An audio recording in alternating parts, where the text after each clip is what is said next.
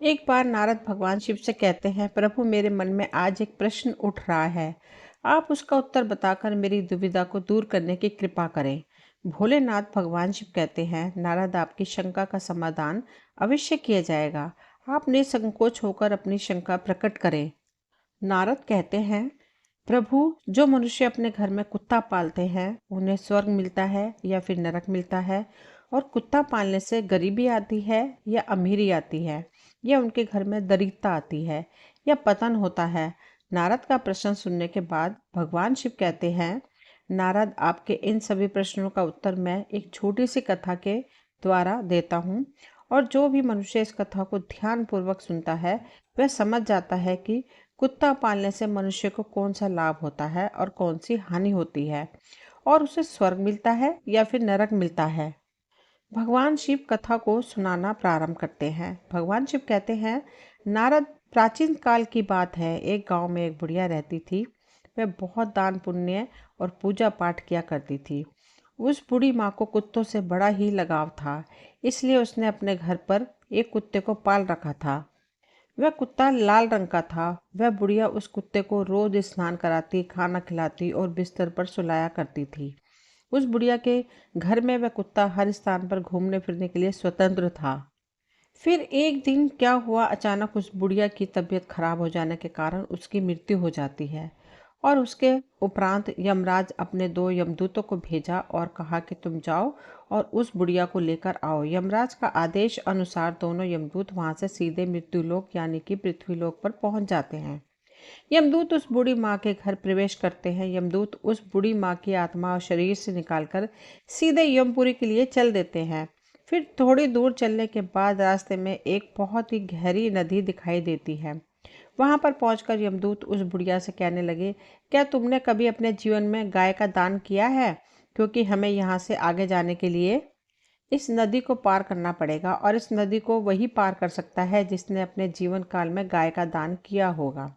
आगे भगवान शिव कहते हैं, नारद माता यमदूतों की बातों को सुन करके वह बुढ़िया सच्चे मन से गाय का ध्यान करने लगी, क्योंकि उसने गाय का दान किया था। और फिर अचानक वहां पर एक गाय प्रकट हो गई, जिसकी पूंछ पकड़कर वह बुढ़िया उस नदी को पार कर लेती है। वह बुढ़िया यमदूतों के साथ आगे की ओर चलती है और थोड़ी दूर चलने के बाद एक कौवा उस बुढ़िया के सिर पर अपनी चोंच से प्रहार करने लगा। यह सोचकर यमदूत ने बुढ़िया से पूछा कि बुढ़िया, क्या तुमने कभी अपने जीवन में किसी साधु संत की सेवा की है? फिर बुढ़िया ने कहा, हमने जीवन भर साधु संतों का सम्मान किया है और उनका आदर सत्कार किया है। यमदूत की बात सुनकर बुढ़िया ने सच्चे मन से साधु संतों को याद किया। इसके बाद कौवा उस बुढ़िया को चोंच मारना बंद कर देता है और वहां से चला जाता है। फिर थोड़े दूर चलने के बाद रास्ते में बहुत सारे काले कुत्ते आ जाते हैं, जो उस बुढ़िया का रास्ता रोक लेते हैं। तब यमदूत कहने लगे कि बुढ़िया, क्या तुमने कभी कुत्तों को भोजन खिलाया है? तभी ये कुत्ते तुम्हें आगे जाने के लिए तुम्हारा रास्ता नहीं रोकेंगे। यमदूतों की बातों को सुनकर बुढ़िया अपने सच्चे मन से कुत्तों का आह्वान करने लगी। तभी वे सारे कुत्ते अपना रास्ता बदलकर आगे निकल जाते हैं, और फिर बुढ़िया और यमदूत आगे की ओर चल देते हैं। थोड़ी दूर चलने के बाद बुढ़िया के पैरों में कांटे चुभने लगते हैं। तभी यमदूत ने बुढ़िया से कहा, बुढ़िया, क्या तुमने कभी अपने जीवन में किसी को जूते चप्पलों का दान किया है? उस बुढ़िया ने अपने जीवन में कई बार जूते चप्पल दान किए थे। यमदूत की बात सुनकर बुढ़िया ने जूते चप्पलों का आह्वान किया। देखते ही देखते बुढ़िया के पैरों में चप्पल आ गई। फिर बुढ़िया और यमदूत आगे की ओर चल दिए। आगे भगवान शिव कहते हैं, नारद वे दोनों यमदूत उस बुढ़िया को लेकर यमराज के पास पहुंचते हैं। फिर यमराज चित्रगुप्त से कहते हैं, हे चित्रगुप्त, जरा देखिए तो इस बुढ़िया ने अपने जीवन काल में कौन सा कर्म किया है। तभी चित्रगुप्त अपनी मोटी सी किताब को खोलकर उस बुढ़िया का लेखा जोखा देखते हैं, और इस बुढ़िया ने अपने जीवन काल में कितने अच्छे कर्म किए हैं और कितने बुरे कर्म किए हैं, यह सब देखने के बाद चित्रगुप्त कहते हैं, धर्मराज, इस बुढ़िया ने अपने पूरे जीवन में बहुत ही दान पुण्य किया है, भगवान का भजन भी किया है, मगर इसने एक सबसे बड़ी गलती की है, जिसकी वजह से इसे इसके पुण्य का फल नहीं मिल सकता और यह स्वर्ग में नहीं जा सकती। तब वह बुढ़िया बोलती है कि हे धर्मराज, मैंने ऐसा कौन सा काम किया है, मेरी पूजा पाठ और दान पुण्य में ऐसी क्या कमी रह गई जिसकी वजह से मुझे स्वर्ग में स्थान नहीं मिलेगा? फिर यमराज कहने लगे, बुढ़िया देखो, तुम्हारी ये गलती की वजह से तुम्हारे सारे पूर्वजों की आत्मा आज भी भटक रही है और तुम्हें भी भटकना होगा, क्योंकि तुमने अपने घर के अंदर कुत्ते को पाला और वह तुम्हारे सारे घर के अंदर घुमा करता था। इसके प्रभाव की वजह से तुम्हारे सारे दान पुण्य का फल नष्ट हो गया है। इसलिए जिस घर में कुत्ता पाला जाता है उसके यहाँ पर देवता भोजन ग्रहण नहीं करते हैं। यदि कुत्ता घर में हो और किसी की मृत्यु हो जाए तो देवता तक पहुँचने वाली वस्तुएं भी देवता स्वीकार नहीं करते। धर्म के अनुसार कुत्ता पालने वालों के यहाँ ब्राह्मण भी नहीं आते। वही कुत्ते की दृष्टि जिस भोजन पर पड़ जाती है वह भोजन भी खाने के योग्य नहीं रहता। वही कुत्ता यदि किसी को सूंघ लेता है तो कुत्ते के सूंघने मात्र से इंसान अपवित्र हो जाता है। इन्हीं कर्मों से कुत्ते को कभी भी घर के अंदर नहीं पालना चाहिए। आगे भगवान शिव कहते हैं, नारद, यदि कोई मनुष्य कुत्ते को पालता है तो उस कुत्ते को घर के अंदर प्रवेश करना नहीं देना चाहिए, क्योंकि यदि कुत्ता घर के अंदर प्रवेश करता है तो माँ लक्ष्मी रूठ जाती है, उसके घर में सदैव दरिद्रता बनी रहती है। फिर आगे भगवान शिव कहते हैं, नारद, एक बार कुत्ते के साथ व्यवहार करने के कारण युधिष्ठिर को भी स्वर्ग के बाहर ही रोक दिया गया। जब जब युधिष्ठिर ने भगवान श्री हरि से पूछा कि मेरे साथ यहाँ तक आने वाले इस कुत्ते को मैं अपने साथ स्वर्ग क्यों नहीं ले जा सकता, तब भगवान श्री हरि कहते हैं, धर्मराज, कुत्ता पालने वाले के लिए स्वर्ग में स्थान नहीं है। ऐसे मनुष्यों का स्वर्ग में प्रवेश वर्जित है, क्योंकि कुत्ते से पलित घर में किए गए यज्ञ और पुण्य कर्म को क्रोधवश नाश का राक्षस हरण कर लेता है। और तो और इस घर के सदस्य कोई दान पुण्य हवन इत्यादि जो भी पुण्य इकट्ठा करते हैं वह सब घर में कुत्ते के पालने से या कुत्ते की दृष्टि पड़ने से वह सारा फल निष्फल हो जाता है। इसलिए कुत्ते को घर में पालना पूरी तरह से वर्जित है। भगवान शिव कहते हैं, नारद, कुत्ते का संरक्षण होना चाहिए, उसे भोजन भी खिलाना चाहिए। घर की रोज एक रोटी पर कुत्ते का अधिकार होता है। वही कुत्ते को कभी भी प्रताड़ित नहीं करना चाहिए और द्वार के बाहर ही उनकी सेवा करनी चाहिए, घर के अंदर नहीं, बल्कि घर के बाहर कुत्ते की सेवा करनी चाहिए। घर के अंदर केवल अतिथि और गाय को रखना चाहिए और उनकी सेवा करनी चाहिए। घर के बाहर हमेशा कुत्ता, कौवा आदि जीव जंतु का भोजन कराना चाहिए, जो अत्यंत ही फलदायी होता है।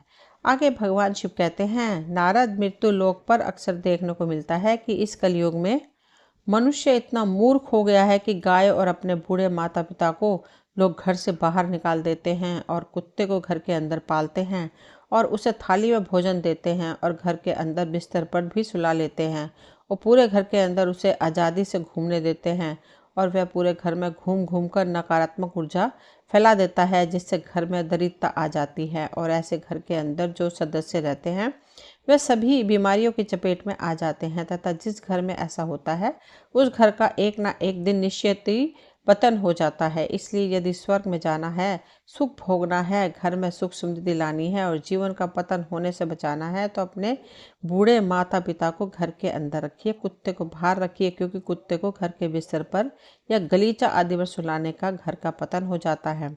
कुत्ते को पालना गलत बात नहीं है, लेकिन घर के अंदर पालना गलत बात है। कुत्ते को उसके स्थान पर ही रखना चाहिए और खाना खिलाना चाहिए, क्योंकि कुत्ते को खाना खिलाने से घर में सकारात्मक ऊर्जा का वास होता है और नकारात्मक शक्तियां आसपास नहीं भटकती। कुत्ता प्रेत भूत आत्मा को रोक सकता है, उन्हें देख सकता है। घर में कुत्ता पालने से जल संतान की प्राप्ति होती है। हिंदू धर्म में कुत्ते को भगवान भैरव का वाहन बताया गया है। कहते हैं कि कुत्ते को रखने से आकस्मिक दुर्घटना का डर खत्म हो जाता है। जिस घर के लोग कुत्ते को खाना खिलाते हैं ऐसे घरों में कभी भी बुरी आत्माएं प्रवेश नहीं कर पाती हैं।